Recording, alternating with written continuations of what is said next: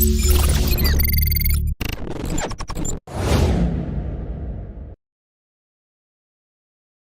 کے بعد کچھ لوگ چلے جائیں لڑکی والوں کے گھر اور رخصت کر کے لڑکی کو لے آئیں. اس میں اگر لڑکی والوں کی جانب سے کوئی پروگرام نہیں ہے تو یہ کوئی سنت بھی نہیں ہے. اس طرح کا کوئی پروگرام کا ضروری بھی نہیں ہے. سنت سے بھی یوں ثابت نہیں ہے کہ باقاعدہ کوئی پروگرام کیا جائے. ہمارے یہاں تو معاملہ یہ ہوتا ہے گاڑیوں کی گاڑیاں بھر بھر کے لے جاتے ہیں, پھر لڑکی والوں کے اوپر بوجھ کہ ہم تو اتنے مہمان لا سکتے ہیں, ہمارے یہاں تو اتنے مہمان ہیں, ہمارے تو اتنے مہمان, اور پھر وہ لڑکی والوں کے اوپر بوجھ ہے. پھر وہ لڑکی والے طرح طرح کے کھانے کرنے اپنی ناک اونچی کرنے کے لیے بعض اوقات مقابلے بازی کی کوئی فضا قائم ہوتی ہے. حضور علیہ الصلوۃ والسلام نے ایسے دعوت میں جانے سے منع فرمایا ہے کہ جو تفاخر کے لیے کیا جائے, فخر کے لیے, تفاخر کے لیے جو کام کیا جائے, آپ علیہ الصلوۃ والسلام نے منع فرمایا کہ ایسی دعوت میں شریک نہ ہو. یہ شریعت کے خلاف ہے. لہٰذا خود سے اگر وہ لوگ کچھ مہمانوں کو دعوت دے دیتے ہیں اور کچھ اپنے مہمانوں کو دعوت دے کے اگر وہ سلسلہ کر لیتے ہیں تو مباح ہے, میں اس کو ناجائز نہیں کہہ رہا.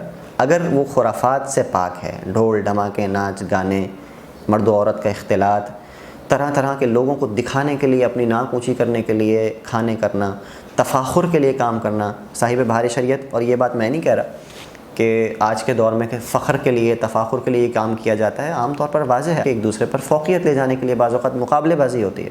لڑکے والے اور لڑکی والوں کا مقابلہ, بعض اوقات خاندان میں کسی دوسری شادی سے مقابلہ, بعض اوقات یا اکثر اوقات اپنی ناک اونچی کرنے کے لیے, اپنی واہوائی کے لیے, تفاخر کے لیے, اپنے مال کا اظہار کرنے کے لیے. خاص طور پہ یہ جو نو دولتیے ہوتے ہیں جن کے پاس نئی دولت آتی ہے, ان کو تو موقع ہوتا ہے کہ اپنی دولت کا اظہار کریں, تو وہ پورے مہینے ایسا ان کی تجوری کا منہ کھلتا ہے کہ وہ بند ہونے کا نام نہیں لیتا اور برے اثرات اس کے مرتب ہو رہے ہوتے ہیں.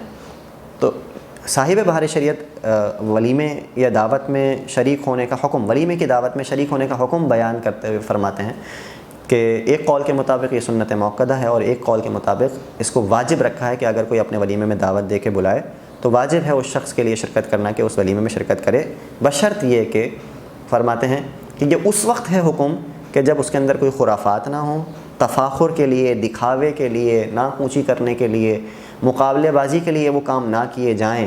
اور پھر فرماتے ہیں کہ اکثر آج کے دور میں اسی طریقے سے ہو رہا ہے. یعنی علماء کرام کا یہ قول ہے, یہ میری بات نہیں ہے, اور آپ بھی اس کو دیکھ سکتے ہیں کہ اکثر یہی معاملہ ہو رہا ہے. اور اس کے بعد پھر پوچھا جاتا ہے ہاں بھائی کیسا لگا کھانا آپ کو, پھر پوچھتے ہیں, پھر واہوائی, پھر چاہتے بھی ہیں کہ ہمیں کوئی اچھے جملے سننے کے لیے مل جائیں. یہ معاملہ ہے, یہ ختم ہونا چاہیے. تو جیسا عرض کیا میں نے کہ بارات کا جو سلسلہ ہے یہ سنت سے اس طرح سے یوں ثابت نہیں ہے جو طریقہ رائج ہو گیا. ہاں سنت کے مطابق اگر کرنا ہے تو حضور علیہ الصلوۃ والسلام اور حضرت عائشہ صدیقہ رضی اللہ تعالی عنہا کا جو نکاح ہے, آپ خود فرماتی ہیں کہ میری رخصتی میں نہ کوئی بکری ذبح ہوئی نہ کوئی اونٹ ذبح ہوا, بلکہ سعد ابن عبادہ کے گھر سے ایک بڑے برتن کے اندر کھانا آ گیا, بس دیٹس اٹ. یہ بارات اور یہ رخصتی تھی.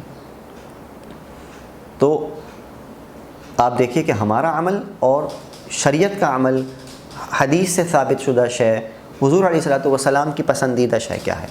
ہمیں اپنی پسند کو شریعت کے مطابق کرنا ہوگا, ہمیں اپنے معاملات کو شریعت کے مطابق کرنا ہوگا, تو ہمیں برکت حاصل ہوگی. لہٰذا بارات کے حوالے سے گفتگو ہوئی, ولیمے کے حوالے سے جو بات ہے اس کے اندر بھی سب سے اہم چیز یہ ہے کہ یقیناً یہ سنت ہے, تو ذہن میں سنت کی ادائیگی ہونی چاہیے.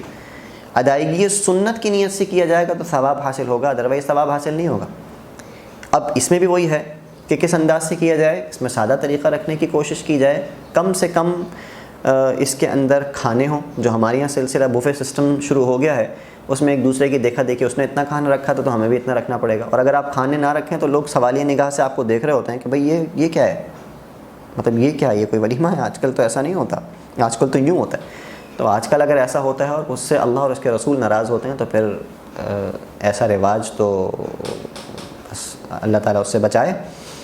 لوگ واقعتاً سوالیہ نگاہ سے دیکھ رہے ہوتے ہیں کہ بھئی یہ کیا سلسلہ کر دیا. لیکن وہی بات ہے کہ اگر ہم اس کی عادت بنا لیں اور اس کو رائج کر دیں کہ سادگی کے ساتھ معاملہ ہوگا تو پھر اس طرح کا معاملہ نہیں ہوگا. پھر اسراف ہے, اتنے کھانے کرنے کے بعد اسراف ہے. اور بعض اوقات لوگوں کو خوش کرنے کے لیے, اکثر اوقات دکھاوے کے لیے, ریاکاری کے لیے یہ کام کیا جاتا ہے. ریاکاری ویسی حرام ہے, تو حرام کام سارا معاملہ. سنت کو پیش نظر رکھیں کہ یہ عمل سنت کے مطابق ہوگا, سنت کی ادائیگی کے نیت سے ہوگا, تو پھر ثواب حاصل ہوگا, برکت حاصل ہوگی.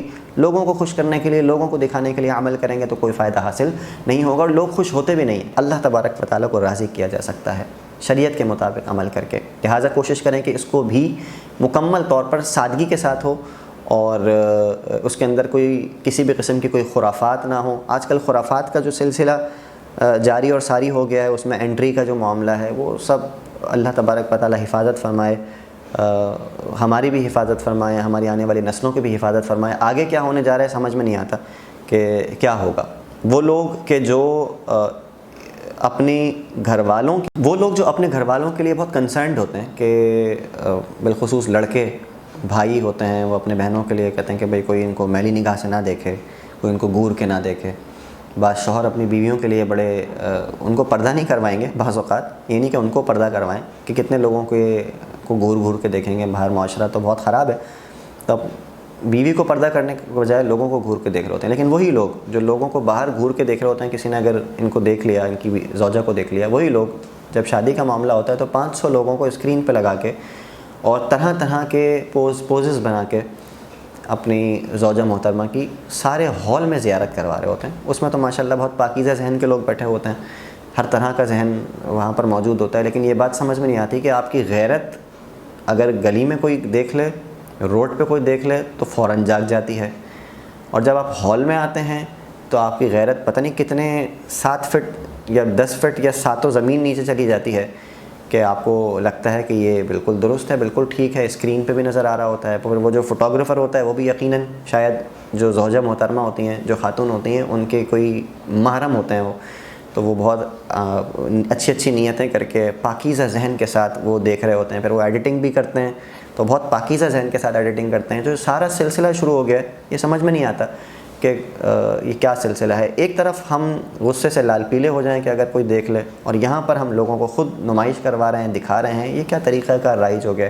اللہ تعالیٰ اس سے حفاظت فرمائے، اصلاح کرنے کی توفیق عطا فرمائے، ان باتوں کو سمجھنے کی توفیق عطا فرمائے، ہمیں شریعت کے مطابق اپنے کام کرنے کی توفیق عطا فرمائے.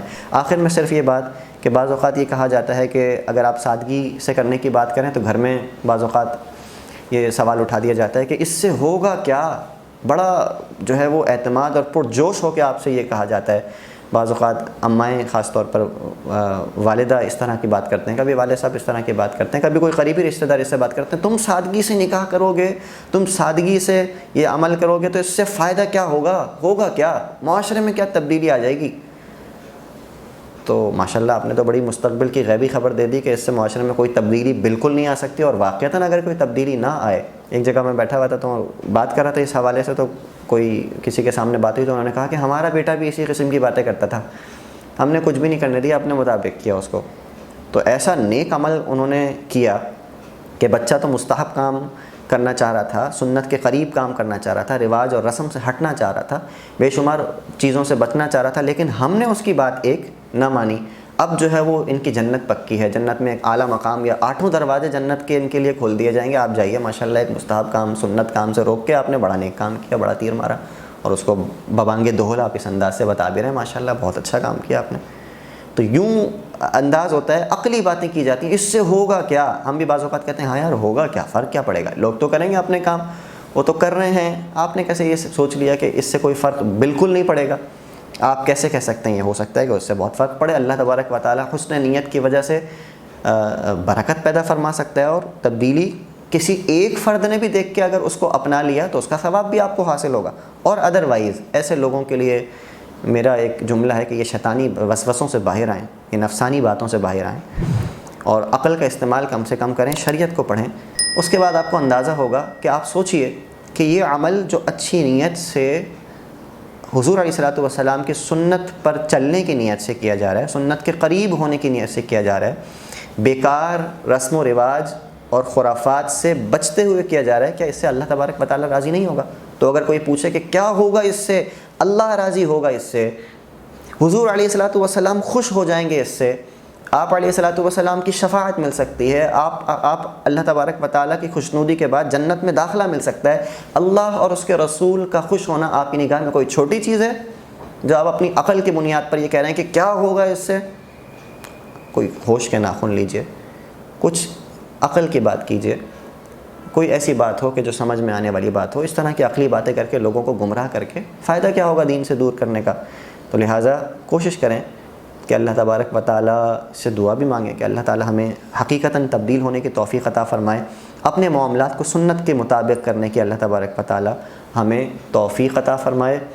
میری اپنی دوستوں سے گزارش ہے، بالخصوص جو میرے اسٹوڈنٹس بیٹھے ہوئے ہیں ان سے خصوصی درخواست ہے کہ اگر آپ کا نکاح نہیں ہوا ہے، شادی نہیں ہوئی ہے، تو ضرور ان باتوں پہ غور کریں اور ان پر عمل کرنے کی کوشش کریں۔ اگر آپ کا نکاح ہو گیا ہے تو آپ اپنے بچوں کے لیے ارادہ کریں کہ آپ انشاءاللہ سنت کے قریب اور سادگی سے بہت اچھے انداز سے نکاح کریں گے۔ اس سے معاشرے پر بہت پازیٹیو اثر انشاءاللہ ضرور آئے گا، نہیں تو اللہ کی رضا اور حضور علیہ الصلوۃ والسلام کی رضا اور خوشنودی تو انشاءاللہ پکی ہے، اور اللہ تبارک و تعالیٰ اس نیک عمل کے بدلے میں کیا پتہ ہماری بخشش و مغفرت فرما دے، تو بخشش کا پروانہ جاری ہو گیا تو پھر تو بیڑا ہی پار ہے انشاءاللہ۔ جو علماء کرام موجود ہیں یقیناً اپنے اپنے سرکل کے اندر آپ اس حوالے سے گفتگو یقیناً کرتے ہوں گے، اس کے حوالے سے مزید محنت کی جائے، کوشش کی جائے تو معاشرے کے اندر ہم یہ سمجھتے ہیں کہ کچھ نہ کچھ تو تبدیلی آ سکتی ہے، کسی نہ کسی اعتبار سے تو ہمیں تبدیلی انشاءاللہ محسوس ہوگی۔ خاص طور پر دینی طبقے کے اندر بعض اوقات دینی طبقے کو بھی اس سے دور دیکھا گیا ہے، جو دیندار افراد ہیں وہ بھی بعض اوقات اسی روش پہ چل رہے ہوتے ہیں۔ میں یہ تو نہیں کہوں گا کہ خرافات ہوتی ہیں،